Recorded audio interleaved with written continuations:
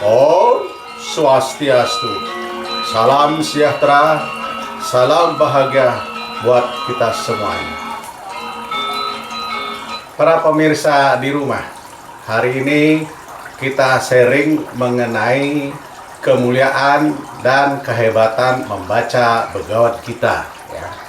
Ya, ini perlu saya sharing ke Anda-Anda di rumah, ya, karena menurut pengalaman saya, ya, kebetulan saya sebagai praktisi guru, ya, guru agama Hindu di Pasraman, ya, sebuah persamaan, ya, di Puro di Jakarta, ya, di Jakarta Selatan khususnya.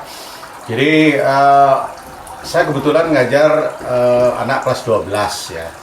Nah, saya pernah suruh mereka itu untuk mengadakan riset, ya. Jadi mengumpulkan data-data seberapa besar sih minat, seberapa banyak sih umat punya buku Bhagavad Gita dan minat membaca Bhagavad Gita dan lain sebagainya yang berkaitan dengan Bhagavad Gita. Ya, hasilnya ya sangat ironis karena ya hasil daripada risetnya itu, ya, surveinya itu, yang disurvei adalah secara gender, ya, laki-laki, perempuan, dan khusus juga remaja. Nah, banyak memang hasil survei sih, mereka sudah banyak yang punya buku Bhagavad Gita, ya, kitab suci Bhagavad Gita, ya kira-kira ya 50%, ya. Nah, tetapi minat atau kemampuan mereka untuk membaca Bhagavad Gita itu yang sangat minim sekali, ya. Itu cuma sekitar 25-35%, ya. Jadi sangat disayangkan sekali bahwa umat kita itu ya masih banyak yang tidak peduli atau tidak ingin untuk belajar membaca atau apalagi mau baca setiap hari, ya, itu masih kurang, ya, karena yaitu banyak dari kita ini punya buku Bhagavad Gita tetapi males biasanya, ya, atau kurang minat untuk membacanya, ya, apalagi misalnya bukunya tebal seperti ini, ya. Ini kan sangat tebal sekali ini, ya. Nah, memang rata-rata tuh Bhagavad Gita tuh ya tebal-tebal, ya. Nah, ini ada yang lebih dikecilkan lagi, tebal juga. Nah, ini yang ada yang lebih tipis, ya, dari Pak Nyoman S. Pendit, ya. Jadi itu minat para umat kita tuh masih kurang. Nah, makanya ya barangkali memang pemahaman terhadap Bhagavad Gita itu akhirnya kurang, ya. Nah, itu. Oke, kita menyimak apa sih hebatnya, apa sih kemuliaan apabila kita membaca kitab suci Bhagavad Gita, ya. Ya, dari yang saya pelajari, dari yang saya dapatkan, ya, sumber-sumber, ya, membaca dan selalu mencari, ya, bahwa Bhagavad Gita sangat-sangat luar biasa, ya. Dimana ya pengertian daripada Bhagavad Gita, ya, Bhagavad Gita berasal daripada begawan, ya, dan Gita. Begawan di sini adalah predikat, ya, yaitu yang predikat orang yang maha suci, ya. Di sini begawan artinya adalah Tuhan Sri Krishna, ya, dan Gita adalah nyanyian. Jadi Bhagavad Gita ini adalah nyanyian Tuhan, ya. Nah, jadi Bhagavad Gita ini benar-benar yang mewahyukan, yang memberikan wejangan, yaitu Tuhan langsung Sri Krishna, ya, kepada Arjuna yang pada waktu itu di pertempuran Kurukshetra dia mengalami kebingungan, ingin menyerah untuk berperang, padahal sudah detik-detik untuk mulai perang Kurukshetra, ya, antara Pandawa dan Kaurawa. Nah, ini. Nah, Bhagavad Gita yang di dalam Weda disebut Pancama Weda, ya. Weda itu kan tadi ada 4, ya, Catur Weda, ya. Ya ada Samaweda, ada Rigweda, Atharwaveda, dan Ayurveda atau Yayurveda. Ya, 4 Caturveda, dan tambah lagi 1 adalah Pancamaweda. Nah, Bhagavad Gita ini terdiri dari 18 bab ya. Jadi 18 bagian dan terdiri dari 700 sloka. Nah, masing-masing bab ini itu memiliki kemuliaan ya. Apabila seseorang bisa membaca Bhagavad Gita ya, 1 bab, dia akan terbebaskan dari dosa-dosa. Apabila dia bisa membaca bab kedua, dia akan terbebaskan dari kutukan. Bab ketiga, terbebaskan leluhurnya dari kutukan dan lain sebagainya. Itu setiap bab itu punya kemuliaan ya. Nah, bahkan seseorang yang bisa membaca Bhagavad Gita ya, meskipun dia cuma 1 sloka ya, 2 sloka ya, semakin banyak semakin bagus ya, itu saja sudah mendapatkan karma baik ya, pahala yang sangat besar ya. Jadi membaca Bhagavad Gita ini sangat penting sekali. Jangankan untuk membaca, memiliki saja di rumah itu sudah mendapatkan karma yang baik ya. Seseorang yang selalu dan membaca Bhagavad Gita dan mengerti arti Bhagavad Gita dan lain sebagainya, dia akan terbebaskan dari kelahiran, kehidupan, dan kematian ya.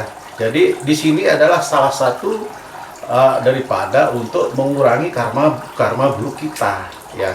Jadi bahkan banyak cerita-cerita mengenai kehebatan daripada orang membaca Bhagavad Gita ya, yang tadinya dia bahkan seekor binatang, hewan dan lain sebagainya, dia mendengarkan saja dia akan mendapatkan kelahiran yang lebih bagus ya. Ya, dia bisa berinkarnasi menjadi manusia. Itu baru mendengarkan bagaimana kita sebagai manusia diberikan kecerdasan, bisa membacanya. Wah, itu sangat bagus sekali ya. Jadi itulah kemuliaan daripada Bhagavad Gita. Bhagavad Gita ini bukan sekedar buku ya, bukan sekedar tebal aja ya. Nah, tetapi Bhagavad Gita ini adalah memang langsung wahyu dari Sri Krishna ya. Nah, bagaimana untuk kita biar memahami, mengerti dan berkeinginan untuk membaca Bhagavad Gita? 1 syaratnya adalah yakin dulu, yakin bahwa Bhagavad Gita ini adalah kitab suci ya. Kalau Anda yakin Bhagavad Gita kitab suci, pasti akan ada tumbuh rasa rasa bakti ya, rasa ingin mengetahui dan rasa ingin memperbaiki karma-karma kita. Dan yang kedua, harus yakin dengan Sri Krishna sebagai perwujudan Tuhan ya. Sri Krishna itu bukan sekedar awatara ya. Ya, disinilah banyak yang gagal fokus ya, gagal paham mengenai awatara Sri Krishna. Nah, Dewa Wisnu adalah, saya flashback dulu ya, bahwa di dalam agama Hindu, ya, konsep tentang ketuhanan itu sangat-sangat komplit ya. Jadi Tuhan itu bisa berwujud ya, sagunam rupam dan sagunam nirgunam rupam ya. Bisa tanpa wujud, bisa berwujud. Jadi Tuhan itu bisa berwujud dan bisa tanpa wujud ya, kekosongan, sunyo ya. Nah, kita khususnya di Bali atau di Nusantara ini memang lebih ke konsep nirgunam Brahman ya, Tuhan tanpa wujud ya, yang disebut dengan ide Sangyang Widi. Ide Sangyang Widi itu kan predikat, artinya apa? Jadi predikatnya bahwa Tuhan itu tanpa wujud sehingga diberi gelar predikat. Salah satu gelar beliau adalah Yang Widi, artinya apa? Yang mengetahui ya, maha mengetahui, itu maksudnya. Jadi konsepnya seperti itu. Nah, ketika Tuhan turun ke dunia ini, beliau berwujud ya. antara lain kita kenal dengan Trimurti, yaitu Brahma, Wisnu, Siwa. Brahma manifestasi Tuhan tanpa wujud. Setelah berwujud, beliau mendapat gelar bernama Dewa Brahma. Begitu pula ketika beliau menciptakan memelihara alam semesta ini, ya, beliau digelar Dewa Wisnu. Ketika alam ini mesti dilebur, ya, dikembalikan ke asalnya biar ini mencapai kesempurnaan alam semesta ini sesuai dengan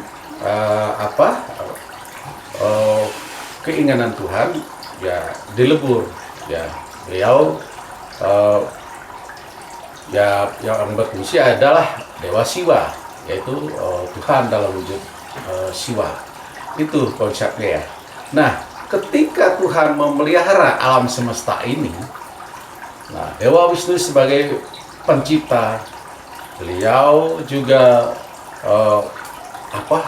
menjelma sebagai avatar, ya. Makanya di sini Krishna adalah Purna Avatar, ya. Jadi avatar yang sangat komplit besar, ya, paling agung. Nah, memang di dalam Bhagavad Gita sudah dikatakan juga bahwa Tuhan akan turun ke dunia ini apabila Adharma sudah merajalela, ya. Dharma sudah merosot, sehingga Tuhan kembali turun untuk membebaskan keterikatan daripada Adharma, ya, Adharma yang sudah merajalela. Jadi Tuhan itu bukannya Tuhan turun dalam wujud Krishna terus di alam sana kosong, tidak. Karena Krishna sendiri mengatakan bahwa dengan kekuatan mayaku aku menjelma. Jadi Tuhan itu dengan kekuatan pikiran beliau, dengan kekuatan mahasaktinya beliau menjelma menjadi awatara, ya. Jadi banyak yang salah kaprah tentang pengertian pemahaman tentang awatara, ya. Jadi itu. Nah, ini juga memang di dalam agama Hindu ini memang ada konsep Tuhan berwujud dan Tuhan tidak berwujud. Nah, ini kedua-duanya baik, kedua-duanya dibenarkan. Ya, di dalam Bhagavad Gita pun juga sudah dikatakan bahwa Tuhan berwujud juga nggak masalah, Tuhan tidak berwujud juga masalah. Tergantung seseorang rasa baktinya kepada Tuhan, gitu, ya. Jadi itu konsep daripada agama. Jadi tidak perlu sampai menghina atau bahkan berantem. Tuhan saya harus begini nih. Yang satu lagi, enggak, Tuhan kami salah, Tuhan saya seperti ini nih, ini yang benar nih. Nah, itu salah, ya. Jadi yang menarik kita saling toleransi, saling menghormati, ya. Karena apa? Kenapa Tuhan sampai berwujud? Karena kita sebagai manusia, ya, yang mempunyai pikiran yang terbatas, beliau berwujud untuk kita biar lebih dekat kepada beliau, ya. Beliau akan berkomunikasi dalam wujud seperti kita, ya. Coba kalau Tuhan turun dalam wujud aslinya, ya, sangat besar dan begitu, pasti kita akan ketakutan seperti Arjuna, ya. Dia tadinya mau minta kepada Sri Krishna, ya Sri Krishna, jika engkau Tuhan tunjukkan wujud aslimu. Nah, akhirnya Sri Krishna berwujud aslinya yang sangat di seluruh alam semesta itu adalah muka beliau, wujud beliau, ya, penampakan beliau, ya. Tidak ada ruang yang tidak terisi oleh Tuhan, ya. Sehingga Arjuna beberapa detik dia ketakutan. Ya, Sri Krishna, aku merasa gemetar, takutan, kembalilah ke wujud aslimu. Itu seorang Arjuna, bagaimana seperti kita, ya. Akhirnya, ya, Sri Krishna kembali berwujud Dewa Wisnu dan kembali berwujud Sri Krishna. Ya, jadi itulah sekelumit, ya, tentang kemuliaan dan manfaat untuk kita apabila kita sering membaca Bhagavad Gita, ya. Bhagavad Gita yang kita miliki, sebaiknya ya kita selalu membaca satu sloka atau dua sloka ya. Dan sebaiknya mengenai Bhagavad Gita memang harus mencari guru yang tepat ya, guru yang mengerti tentang Bhagavad Gita, bukan guru yang asal tahu ya, sehingga akan menyesatkan ya. Memang di dalam sloka-sloka dalam Bhagavad Gita itu bahasanya itu memang bahasa puitis dan bahasa yang sangat tinggi ya, sehingga kita agak-agak susah memang memahami. Nah, disitulah tafsirannya ya kita harus belajar sama orang yang mengerti tentang Bhagavad Gita ya, karena banyak sekali orang yang gagal paham tentang Bhagavad Gita ya. Dia berpikir mencari, oh maksudnya begini nih, oh yang satu lagi, oh maksudnya begini nih ya. Seperti misalnya saya pernah tuh dengar ya, orang saya nggak setuju tuh masa bekerja tanpa harapkan hasil. Bagaimana kalau kita kerja di kantoran terus kita tidak mengharapkan gaji? Nah, itu salah ya. Yang dimaksudkan itu bukan itu. Yang dimaksudkan dengan bekerjalah jangan harapkan hasil. Bekerja di sini adalah kita berbuat, berkarma ya. Istilahnya kita misalnya kita menolong orang, memberikan sesuatu, kita tidak pamrih ya. Kadang-kadang kita sering ya udah kita kasih aja biar besok kita ada yang ngasih kita. Nah itu ya. Jadi itu yang dimaksudkan. Nah, kembali lagi, kepada siapa Bhagavad Gita ini diajarkan? Ya, sebaiknya untuk memang seluruh makhluk manusia di muka bumi ini ya. Yang satu hal lagi, Bhagavad Gita tidak dianjurkan kepada orang-orang yang tidak percaya, kepada orang-orang yang tidak menginginkan untuk belajar Bhagavad Gita ya. Jadi sebaiknya Bhagavad Gita tidak diajarkan kepada orang yang suka mencela ya, suka menghina, nyinyir, itu Krishna begini, itu Bhagavad Gita nggak bagus tuh, dan lain sebagainya ya. Jadi orang yang tidak percaya ya. Dan Sri Krishna sudah mengatakan bahwa seseorang yang belajar membaca Bhagavad Gita jadi beliau mengatakan bagaikan bara api ya, ilmu pengetahuan ini ya dapat membakar kayu, bahkan kayu yang basah sekalipun. Jadinya apa? Jadi apabila seseorang mempelajari, mengerti dan memahami Bhagavad Gita, dia akan terbebaskan dari dosa-dosa, meski dosa besar sekalipun. Itu yang dimaksudkan. Jadi Sri Krishna sudah menjamin ya bahwa di agama ini itu tidak ada pengurangan dosa. Kan hukum karma itu nggak bisa dielakkan. Ya betul. Konsep karma memang gitu, aksi dan reaksi. Tetapi di dalam agama ini banyak cara-cara untuk penebusan dosa ya. Jadi di sini adalah membuat karma yang baik sehingga seimbang antara karma buruk dan karma baik, mana yang lebih banyak.